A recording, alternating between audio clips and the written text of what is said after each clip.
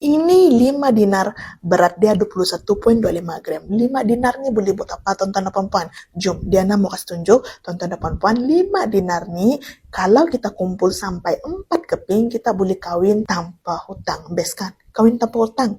Okey, yang kedua tuan-tuan dan puan-puan, kalau kita kumpul 5 dinar ni, kita kena kumpul sampai 5 keping. Kita boleh sudah beli rumah. Kita ada sudah modal deposit untuk beli rumah. Yang ketiga tuan-tuan dan puan-puan, untuk kumpul dana kecemasan, tuan-tuan dan puan-puan kumpul 5 dinar ni sampai 6 keping, kita susah, kita tidak menyusahkan sesiapa. Okey, yang keempat, kalau tuan-tuan dan puan-puan mau kumpul dana pendidikan untuk anak-anak, kumpul 5 dinar ni sampai 6 keping. Kita boleh sudah belajar tanpa hutang. Kita punya anak sekolah di universiti tanpa hutang. Dan yang terakhir, kalau tuan-tuan dan puan-puan untuk kumpul 5 dinar ni untuk dana persaraan, kumpul sampai 30 keping.